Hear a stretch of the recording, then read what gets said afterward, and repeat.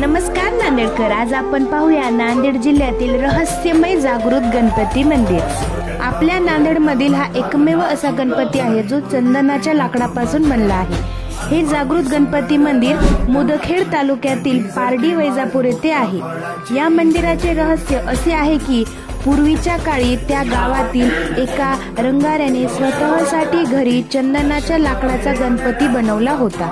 कालांतराने त्यांना स्थलांतर करावे लागले व स्थलांतराच्या वेळी तो गणपती त्यांच्या सोबत नेण्याचा प्रयत्न केला असता तो गणपती 20 ते 25 व्यक्तींना उचलू शकला नाही। गणपती त्याच जागी स्थायिक झाला। तेव्हापासून त्या गणपतीला जागृत गणपती मंदिर म्हणून ओळखण्यात आले। दरवर्षी याच मंदिरात त्या मूर्तीसोबत अजून एक दुसरी मूर्ती बसवली जाते। तेव्हा विविध सांस्कृतिक कार्यक्रम, भजन, कलश मिरवणूक, महाप्रसाद करून 11 दिवसांनी